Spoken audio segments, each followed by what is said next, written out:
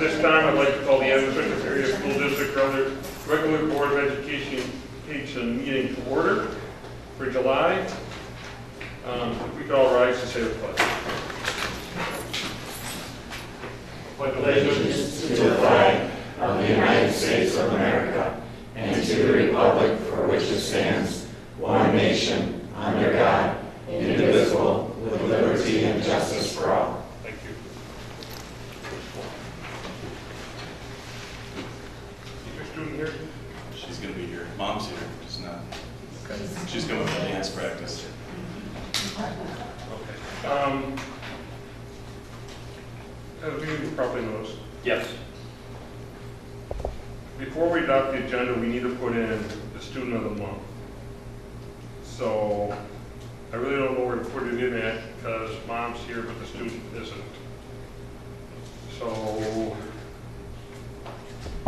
let's give them time and maybe make that 9A. Is that okay? We'll move it down quite a bit. Can we just, if they show up, work it in, or anytime, or does it need to be a certain spot? I don't know, I'm just, He's amending the agenda. Right. That's why he's trying to. Can we make a motion to amend the agenda to a different? they're here. So here. Okay. So we're gonna amend the agenda to, we're gonna have a 5A student of the month. Okay? So when you do the, adopt the agenda motion, make sure you put in, we'll amend the agenda to 5A. So I'm looking for that motion. I'll make a motion to approve the agenda with adding 5A student of the month. Is there a second? I'll second. Motion made by Jim, seconded by Jeff to adopt the agenda with the addition of 5A student of the month. Discussion. Oh, by the way, Mr. Masson is ill. So, going along with that, is there any discussion? Hearing none, Mr. Official, Jeff? Yes. Kathy? Yes. Joanne? Yes. Brian? Yes. Lena? Yes. Jim? Yes. Brenda? Yes. And my vote is yes, it passes 8-0. There is no public comments, so we'll go on to 5A, student of the month.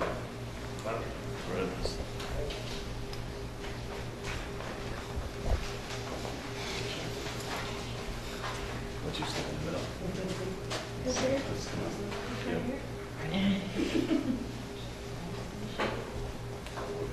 So Alyssa Schlachter is a junior, going to be a senior, going to turn her final year. She was nominated by Mr. Betcher, Goal Academy teacher. He wrote, Alyssa has been an amazing online student this trimester. She has completed not one, not two, but 3 online classes and has demonstrated strong online learning skills. She has proven she can be very successful in this mode of learning. I also want to commend Alyssa for taking a chance in running for student council officer. I'm happy to see her wanting to expand her horizon and try new things. So we see Alyssa around the school as a positive role model, a quiet leader, and we nominated her for Student of the Month. Congratulations, Alyssa.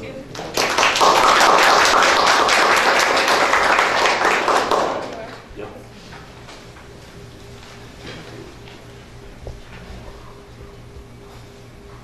The paper's here, so you want to go and take the student of the month picture right away?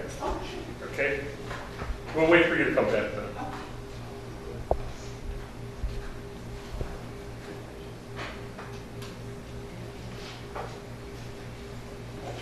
While she's on, we can do consideration adjournment to closed section under section 19.851C. Is there a motion? Is there a motion for consideration adjournment to closed section under section 19.851C? And the last time, consideration adjournment to closed section under section 19.851C. Hearing no motion, we'll move on. Motion for consent agenda? So moved. I'll second. Motion made by Jim, seconded by Joanne for consent agenda. Tonight's a consent agenda. We have 3 contracts. Shelby Coffee, elementary special education teacher Joshua Glock, middle school PE and health teacher, and Paige Decker, elementary teacher, third grade March. A resignation by Joanne and Sarah Bank Schultz, PhD, and high school science.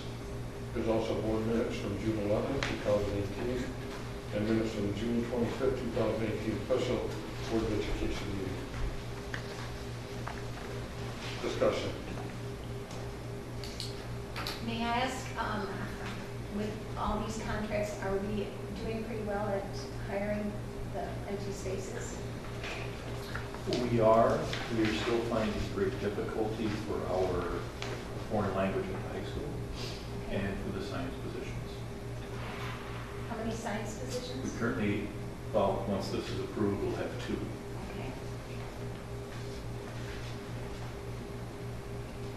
Okay. Okay. Thank you. Any other discussion? Hearing none, we'll start this off. Kathy, Yes. Joanne, Yes. Brian, Yes. Lana, Yes. Jim, Yes. Brenda, Yes. Jeff. Yes. My vote is no. 7-1. With that, moving on, administrative report, community engagement coordinator report.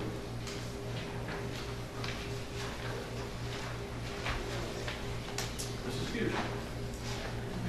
Hi, I'm here to just give a brief presentation of this past year's work as a community engagement coordinator.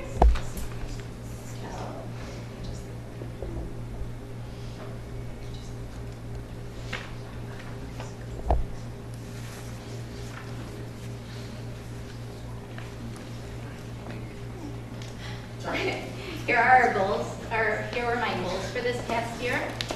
First was to build staff-to-staff relationships. We talked about trying to replace some of our staff. So the goal is to make them feel welcome, included, part of a community. So some of those staff-to-staff relationships, to provide community partnerships, and to foster student and family connections. So some of our staff-to-staff relationship building this year included some tailgating gatherings. We started out a little slow, but actually those of us who were there had a great time. It kind of built up, and in fact, on the second one, we included a fundraiser for the snack pack with that. The Compassion Resiliency Committee, so I serve on that committee at the middle school. We're trying to touch on the mental health issues among our staff as well. When you deal with a lot of it with your community, you're bound to be burdened by that as well. So we're working on that. The holiday party that we held. We had a trivia event this year as well. It was very fun, and we were asked to do another one, and we just didn't get another one in at the end of the year. And then the weekly upcoming events reminders. So I started sending out things that were happening in the community as a weekly email. So we're building upon those, trying to get them involved in some of the activities and events that happen here in our community. And the community partnership is kind of built through a lot of those staff-to-staff things we did. We tried to hit, tried to visit different restaurants, tried to include different businesses in it. So out of that, I built some partnerships with some other leaders in the community, and we built this new program called the Unity Alliance Partnership. We had to get out of the thesaurus and work on what we wanted to call ourselves.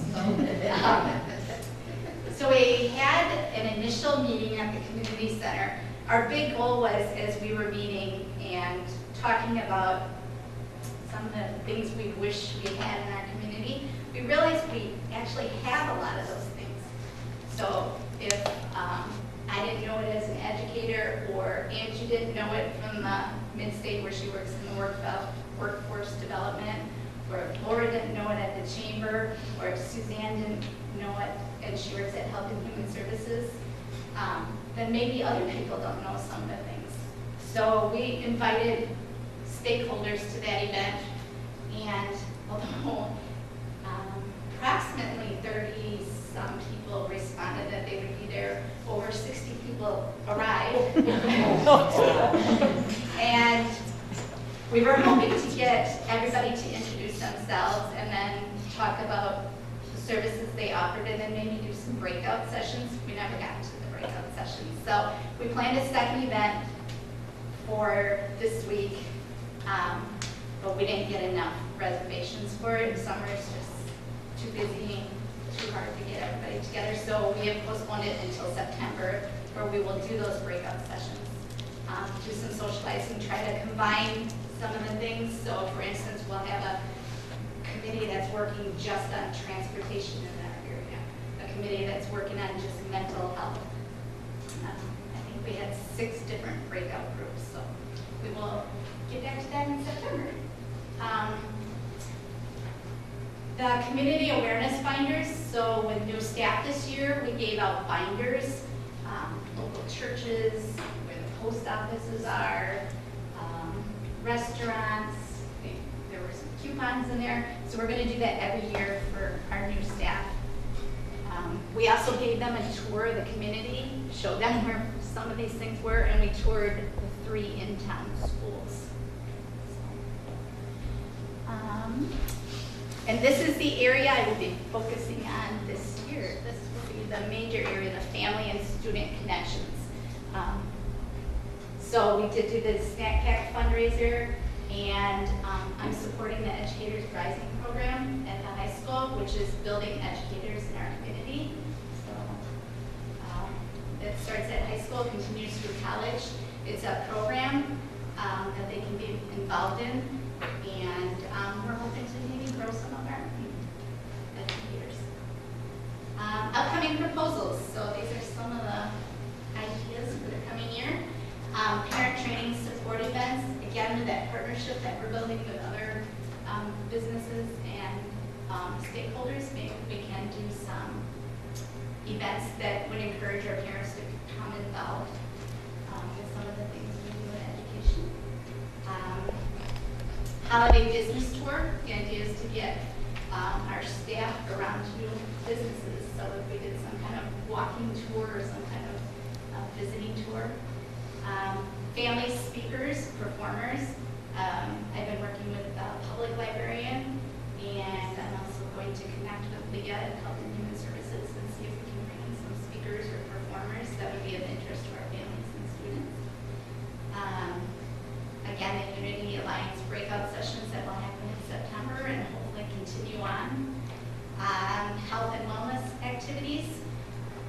We started the volleyball winter league this last year. We'd like to continue that. There's the walking club that we highlight each week.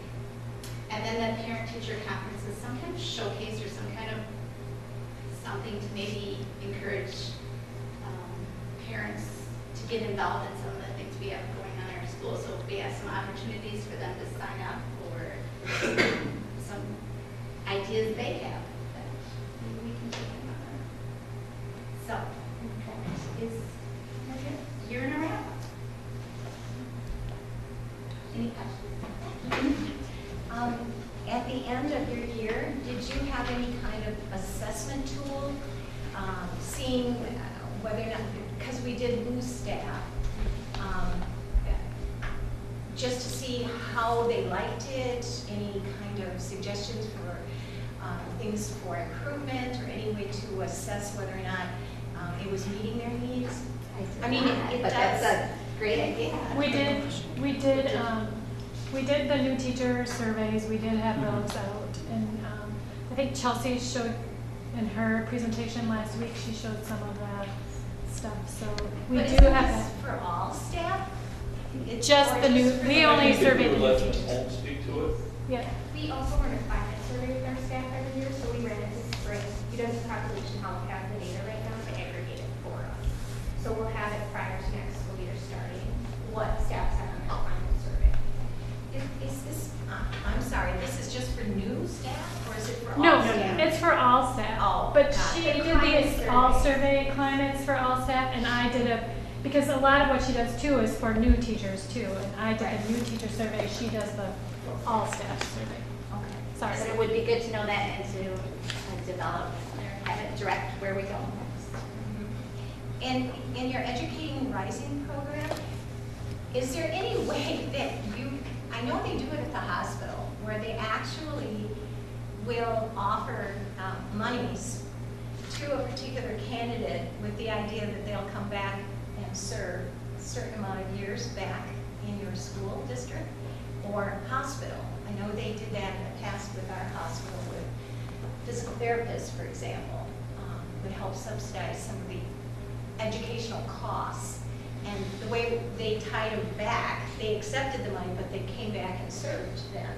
Or, I mean, it's a way maybe of including or even suggesting that. Offering maybe a scholarship. The problem with that would be is what would happen, we don't have a job opening, and then they're for children's feed. So then what do you do with the money, you ask for it back?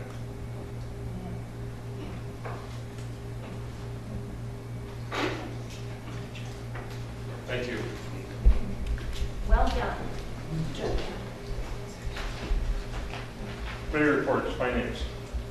Okay, Finance Committee met at 6:15. And after the meeting, I move to approve general fund checks 78635 through 78781, and ACH checks numbered 800323 through 800355, and 2235 through 2262, totaling $2,732,024.44, and activity checks numbered 30362 through 30394, and ACH checks numbered 1111 through 1113, totaling $41,406.35 for the month of June. Is there a second? I'll second that.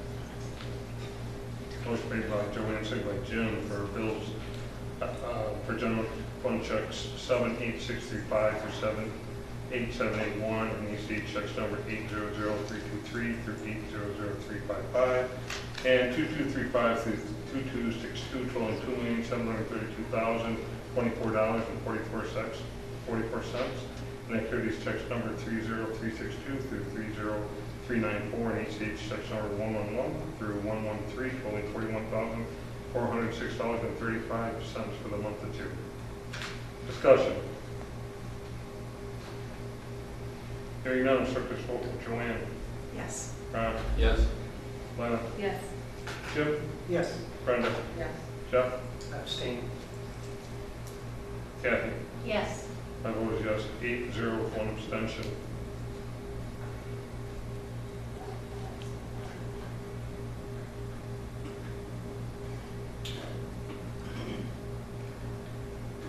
Anything else, Joanne, in your committee? We looked at the preliminary budget publication and the revenue collector report.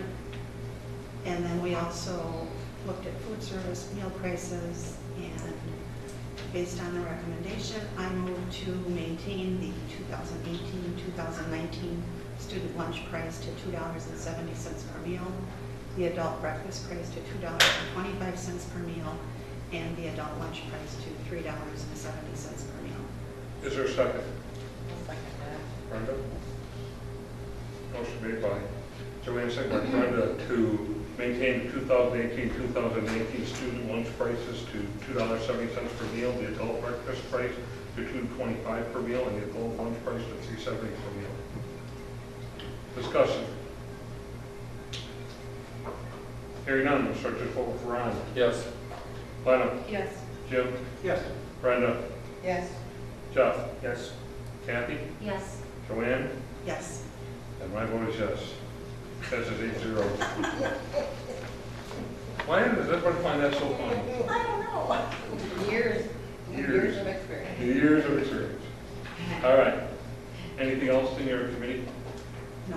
If I may, for the board as a whole, just to kind of review some of the big numbers from the budget presentations that we have. If the board would, pull up the one titled budget publication 2018-2019. The number there that's of interest is under ending fund balance. So you see 16-17 audited, 17-18 unaudited, and then budgeted for 18-19. A couple of overriding concepts we have to keep in mind.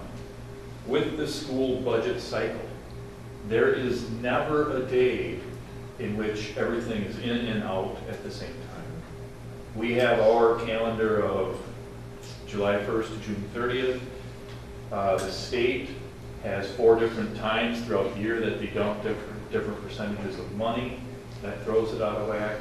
The federal government, they go on the regular calendar year of January 1st. So there are a lot of things that make this a very inexact science, but what we try and do is present at this point in time our best picture. And with this ending fund balance, you can see 16-17, now that's a verified number, that's been audited. This is what we're predicting when the audit is finished for 17-18. And then going into 18-19, you see that our fund balance rises. That is due to the adjustments we made in the past year, primarily passing of the referendum. One of the things that we wanted to do with the referendum was to try and recover some of our fund balance. And if you can then switch over to the Department of Public Instruction 18-19 revenue limit worksheet. So that would be under the revenue cap link, under finance.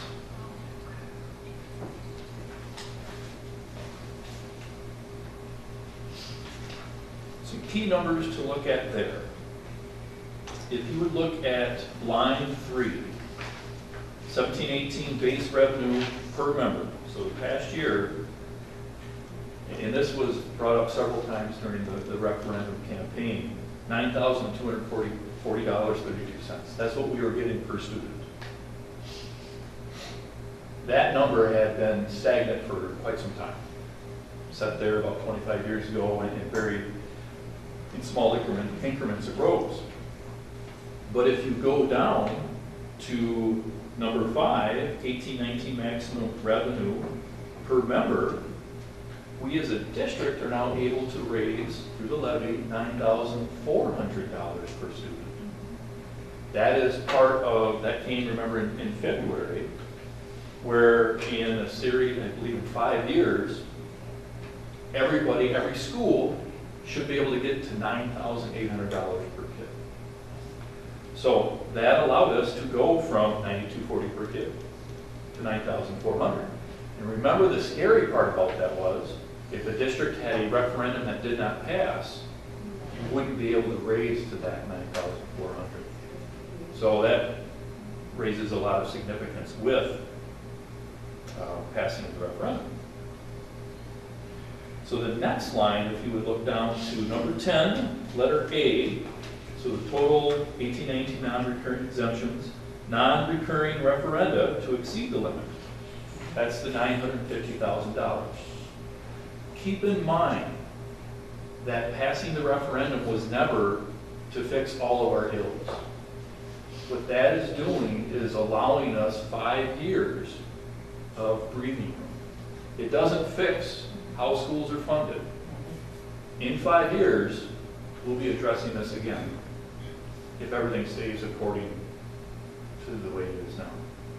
But that's a significant number for us. And then you go down one line to the declining enrollment exemption, and that's $37,600.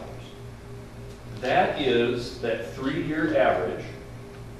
If over 3 years you go down a certain amount, they give you some money to help compensate. Because there's no way for a district to stay relevant if you drop 50 kids. You still have to have a 3rd grade class. It's not like you can just get rid of 3rd grade. So that's the way the state helps compensate for districts with declining enrollment.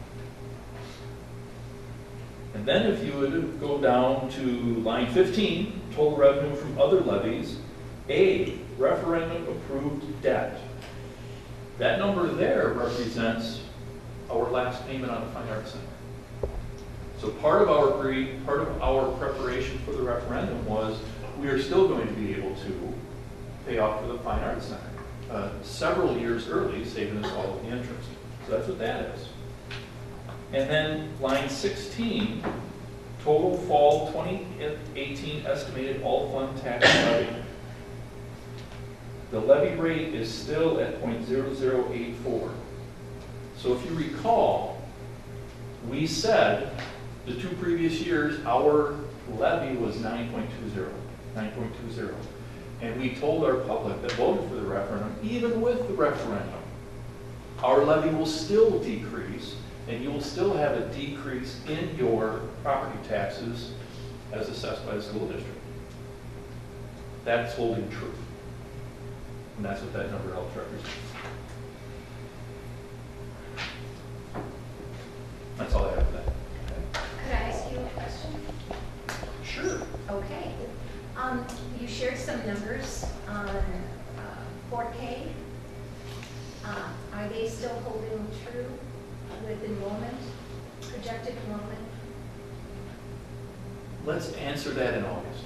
Okay, Give us a chance to see if there are families out there that still need to register.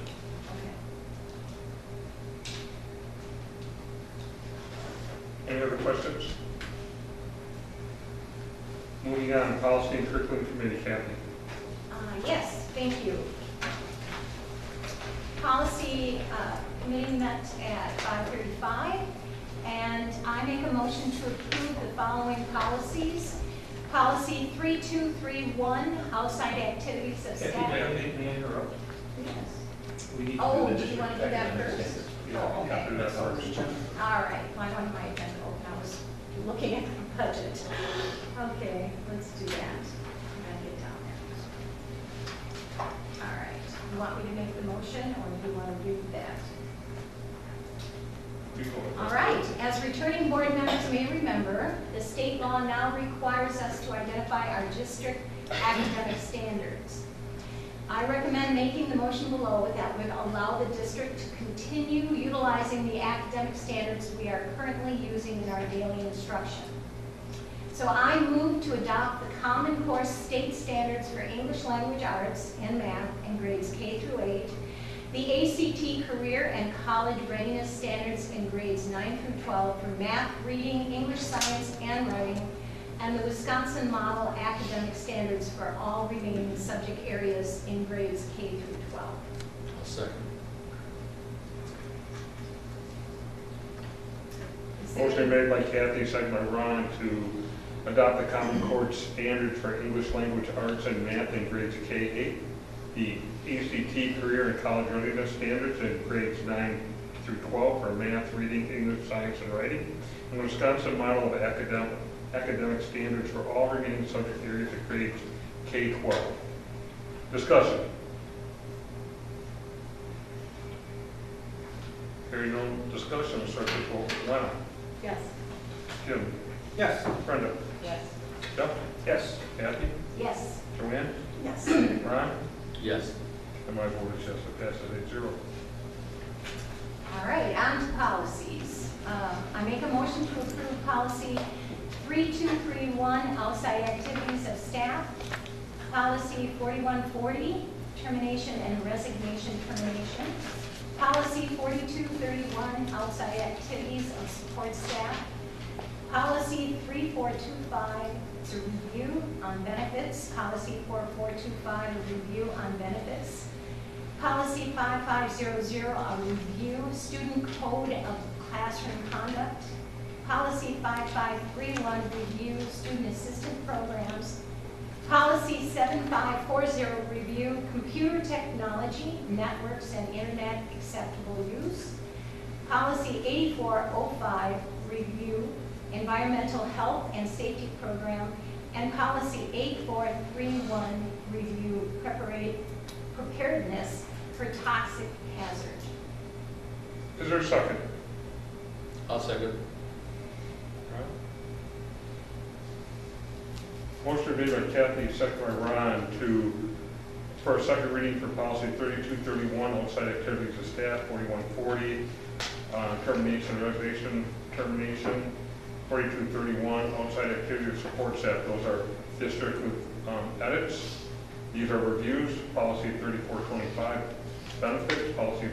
55 benefits, policy 5500 student code of classroom conduct, 5531 student assistant program, policy 7540 computer technology networks and internet acceptable use, 8405 environmental health and safety program, and 8431 preparedness of toxic hazard. Discussion. Hearing none, we'll start the vote with Jim. Yes. Brenda. Yes. Jeff. Yes. Kathy. Yes. Joanne. Yes. Ron. Yes. Lena. Yes. And my vote is yes, passes 8-0. We decided with policy 9700 revised relations with non-school affiliated groups that we needed more information. So Jim is going to do a little bit more fact-finding for us, and we'll revisit this policy in August. Then we had first readings on policy 7530.02, revised staff use of personal communication devices. Policy 8146, renumbered, notification of educational options. Policy 8350, revised on confidentiality. And policy 8452, revised on the AED. If I may go ahead and make a correction for you. Mhm. Policy 7530.02 is the one that we tabled. The staff use of personal communication devices So that's our first reading. on the first reading. On the first That's the one that we, So we did not, I thought we tabled, we did not do relations with non-school? we didn't get to it. Okay, we didn't get to that, but we tabled this first one. Yes. Okay. And we did not, and since it's a first reading, we don't have to vote on it. Right. So, but policy 8605 revised use of electronic communication devices by district employees, and policy 8800 religious and patriotic ceremonies, we did not get to that either. So we will have to come back in August on those. And I think we adjourned at 6:14. Thank you, Kathy. New business, co-curricular changes 2018-2019, professional staff handbooks. First one, athletes and activities percentage-based 2018-2019. Do you want all these together, or are you going to go separately? Yes, I would like the document approved, because what I did was I grabbed that out of the professional handbook. And there are some changes as you scroll through there. The educator support coordinator has been eliminated. That was a repeat service. As we reflected this year, the educator effectiveness coordinator was doing a similar thing. I believe that was initially needed when EE was first introduced to many schools. But now those jobs are very similar, so that one's being eliminated. There is also a new position, the transition coordinator. There's a job description included in the board packet for that. And on the third page, there's baseball coaches, middle school, 7th grade and 8th grade. We had them, they were paid. Now we should have them in our professional curricular offerings. And then the last adjustment, I believe, is the lead teaching position at Rocher Creek. So those are the changes proposed to that. And if those are accepted, then we can move in and hire for said positions.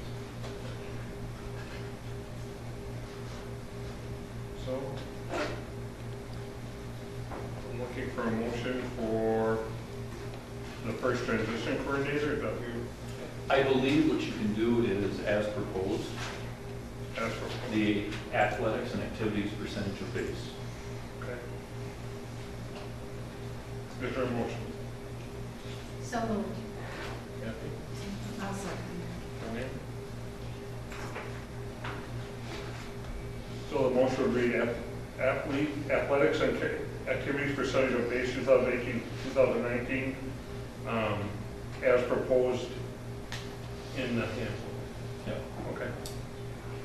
And I'll take care of all these, or then we're going to go to transition coordinator? We'll This will establish those positions. Okay, And then we'll fill them okay, with the second item. okay. Discussion? The transition coordinator, I read it and I really think it's excellent. I think creating that position is going to be so helpful for so many students. My only question was, in the description, it didn't really indicate how many, is there sort of an hour figure in mind? Yeah, this service has been provided continually, and we're just recognizing it as the amount of hours outside of the school day. Okay. And so in working with the Director of Student Services, that's how we kind of put 5%. Okay. Figure that's what the hours matched. And it appears, though, that this transition coordinator will be very instrumental in helping a lot of our special education students transition into the work field, into school, Yeah, high school. and like I said, this It's is already being being done, practiced. And we're just recognizing it. Okay. Is there any other questions? We'll start this one with Tim. Yes. Brenda? Yes. Jeff? Yes. Kathy? Yes. Joanne? Yes. Ron? Yes. Lynn? Yes. My vote is yes, passes 8-0.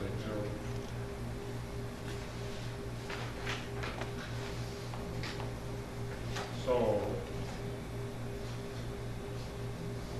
high school handbook. Nope.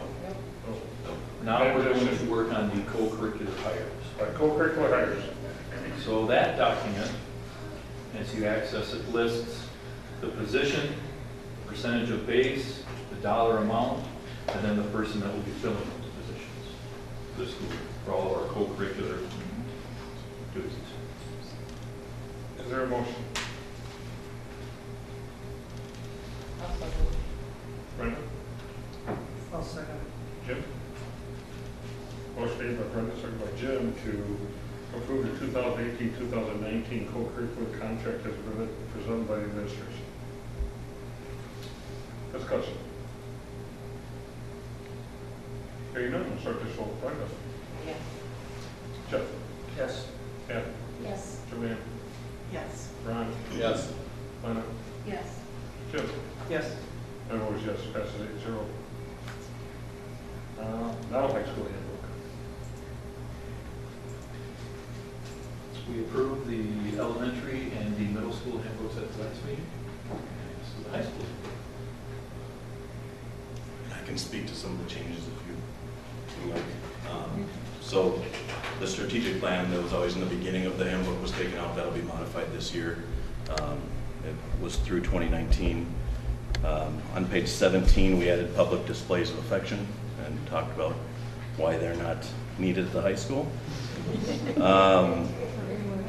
The attendance procedural tables on pages 4 through 8 were updated to reflect what will be followed next year. One of the biggest changes is on page 11, the open campus lunch. So due to some safety reasons and mainly safety, when we have open campus lunch, we have to unlock the main entrance doors, which then takes away the secure entry to the high school. So we're going to limit open campus to juniors and seniors on a privileged basis. So beginning of the year, all juniors and seniors will have that privilege. And then it talks on page 11 about the student in good standing, no discipline referrals, no attendance issues. They can keep that privilege. Freshmen and sophomores will stay in the building, or they can still go outside and get some fresh air on that front area where we have the picnic tables. But as far as the mass group of people coming in as lunch ends, we can now facilitate that through the secure entry so that everyone will have to go through the office. It was troublesome when we'd have a large group coming in and we wouldn't know. We wouldn't have someone necessarily able to see each person coming in. This change should allow us to keep the doors locked, and then we'll monitor it through the year to make sure that lunch can handle it, the lunch service, and then see what changes need to be made the following year. We're going to monitor the students. So we have lunch supervisors, and we're not going to check off every student that goes, but we'll be watching as they come back. And so if a student does leave campus, right now everyone can leave. We have kids going off into the forested areas. We have kids going walking. I mean, they spread out. And now we have a better handle on it. Administration will be the first people responsible for monitoring as students leave. So that's what we'll be watching for. And then we'll use our SRO and lunch supervision staff.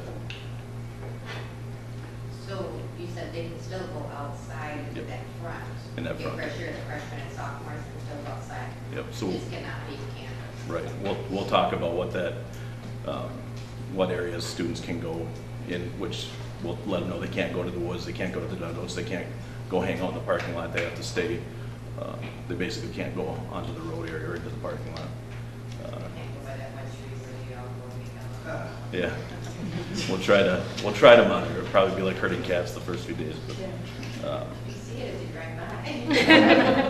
I think if it helps the discussion at all, this is something that Mr. Moore and I identified rather quickly in our tenures here, and I support this effort 100%.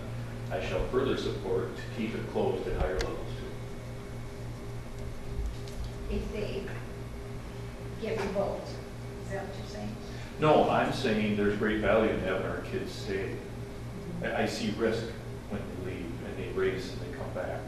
So the more that we can limit this, the better it is for the safety of the kids. So are you saying that we're going to start with freshman and sophomore, but your plan is to?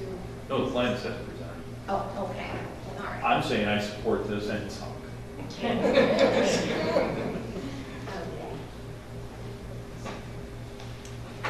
Another, on page 14, on the clothing appropriate for school, we updated that language to include blankets, which is becoming a trend in the high school, and not hygienic.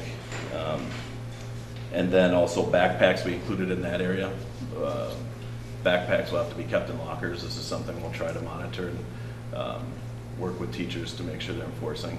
But that's another safety concern that we have. It's a tripping hazard in the classrooms that we've had, but then also just kids carrying around backpacks. In Boston, for example, they require all students to use a clear backpack, and they sell them to the students for $5 or $10. So it's a good time with the new safety concerns to implement this along with the open campus lunch.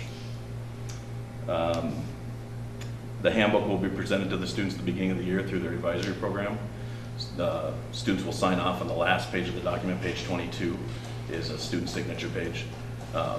So they'll go through it with their advisor. They'll have a chance to ask questions, have a chance to discuss some of the highlighted portions, and then sign off that they've received it and read it, and we'll keep those in the office. Are you going to increase your bell time then in these classes? That's what we'll look at.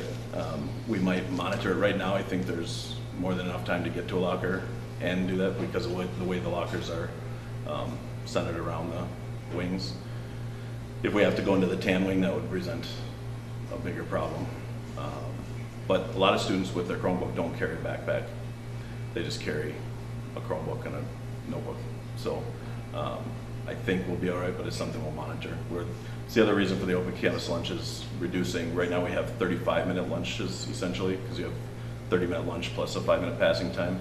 We could look at reducing the lunch to 30 minutes of lunch with 5 minutes of passing time in that 30 minutes, and then that would give us that minute on each class period that we want to increase.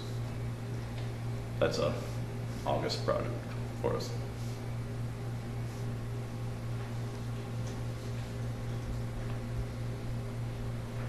Is there a motion?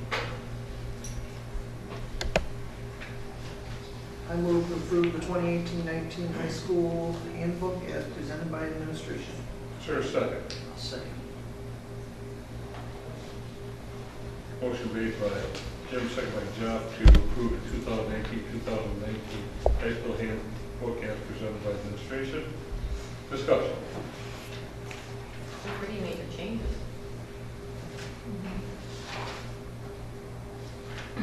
Is there, just a suggestion, any way to, I would hate to be that teacher who gets to break the news to them. Is there any way to at least tip your hand early to parents, maybe during registration, that these changes will be happening? Because that way, at least, there is a rumor out there anyway. it would be a little more comfortable if I were a teacher and I'm not, maybe I don't even know these kids and I have to tell them all these changes where they may have been able to leave campus last year and now you aren't going to be. And, somehow prep even teachers on how to handle that, because you can have some really upset people. We have the freshman transition day, we'll talk to all freshmen about it, all the freshman class meeting that day. And then we'll have class meetings, so administration will be presenting it as well, so the teachers don't have to highlight it. Okay, good. But, Well, that's for freshmen, though. right, freshmen, sophomores typically don't go out that much, and if they do, they're walking into areas where we have no supervisions. I think your PDA, you're gonna have as much kickback on the PDA. I mean, I get it, but I think you're gonna have a lot. Teachers already request student, once they see it, they're already talking to students. Now it's just backed up because students will say it's not against the rules. So now there's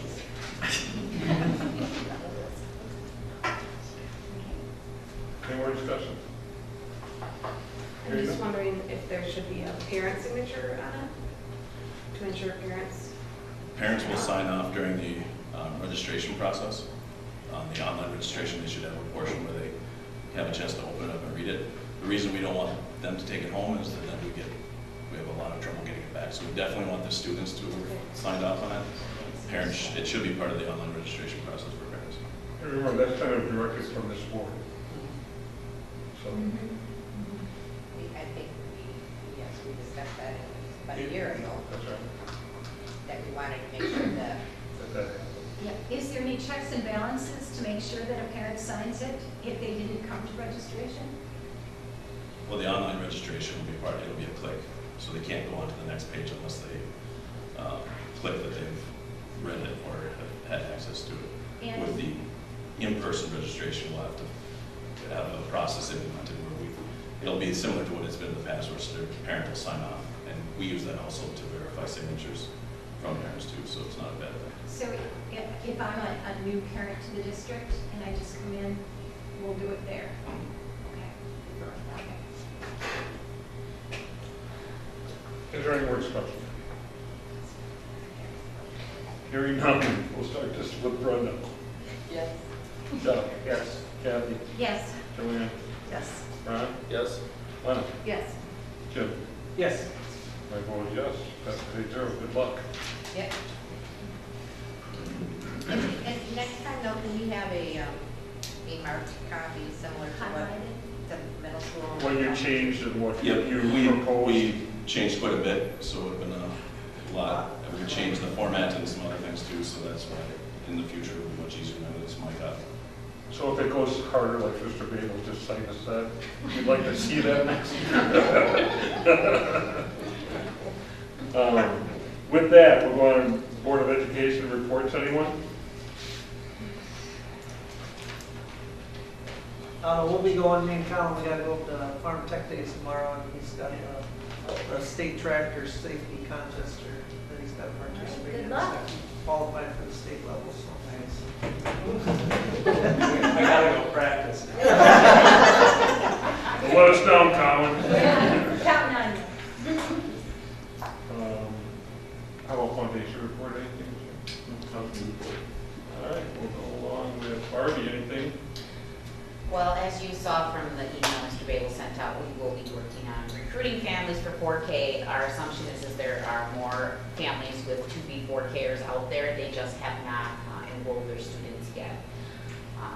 Usually we do get an influx in August, but our numbers haven't been as low as they are currently. But we're hoping with some good PR out there, they'll come and enroll sooner than later. So, be waiting to hear us on the radio. Well, Tara, not me. What other avenues are you reaching out? We're going to do the newspaper and our website, and then also in the lunches, which we're going to have a flyer with them going for 2 weeks to come and enroll. So any of the kids who come to get their afternoon lunches at any of the locations. Facebook? And our social media. And our social media, yep. Okay, good. So we're hoping with all those avenues, we get a better count. Electron sign? Flashing. I think I know someone who might be able to do that. Ronnie? I just want everyone to know that we've already had one day with the auditor in June, and the next time that we see him will be the 24th and the 25th for a full audit, so that's coming up fast. Kevin? Nothing else. Shannon? We started our floating PD days today. Professional development for teachers started today. We had middle school social studies today. Tomorrow we have 4 groups. 3rd grade, 4th grade is working on ELA, kindergarten is working on ELA and math, and middle school social studies will be in for their 2nd PD day. So lots of curriculum and writing going on. No. We finished off our first session of summer school a day early. It was a little warm for that last day. I think most people appreciate it. We did have an average about 220 students on average the whole time. We do have a little bit of decrease for our 2nd session, but we knew that was going to happen from the beginning. But we did get all of our students off the wait list. So I know last time I said we still had a wait list, but all the students were taken off the wait list and given classes. So we'll be starting on July 30th. Back up.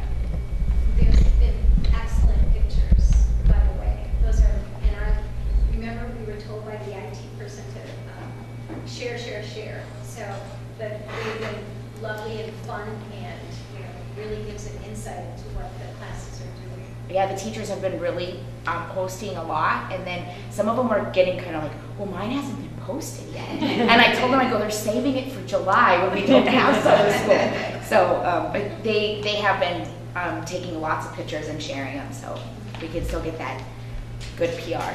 Yeah. We have about 60 students right now that are still enrolled in counseling services over the summer, whether that's group or individual. So we are providing transportation for those students during this time.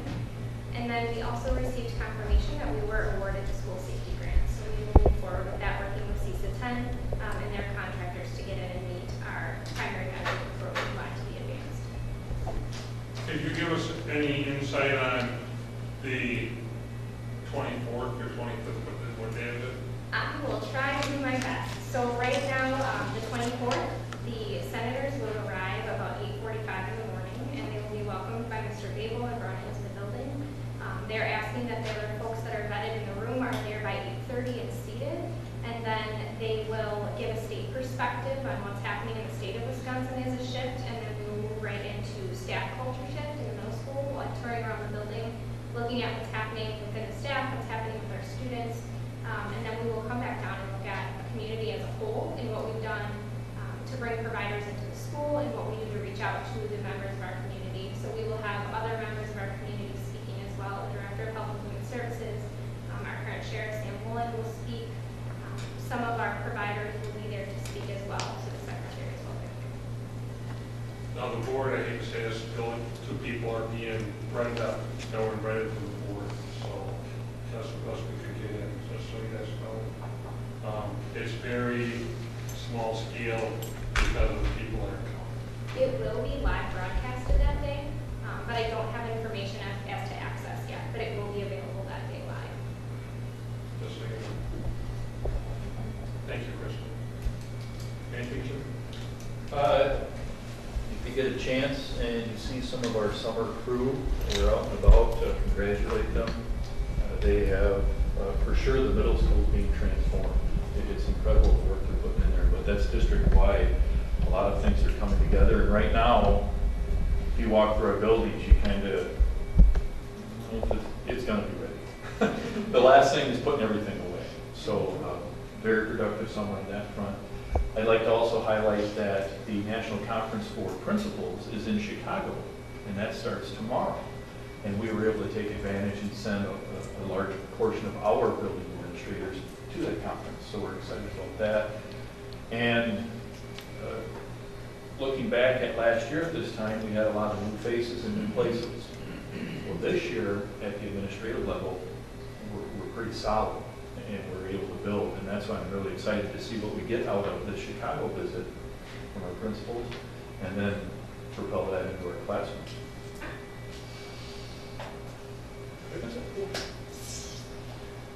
there any reason not to adjourn? And correspondence? I don't have any.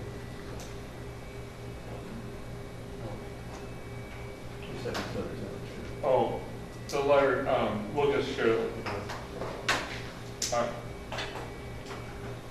We're adjourned.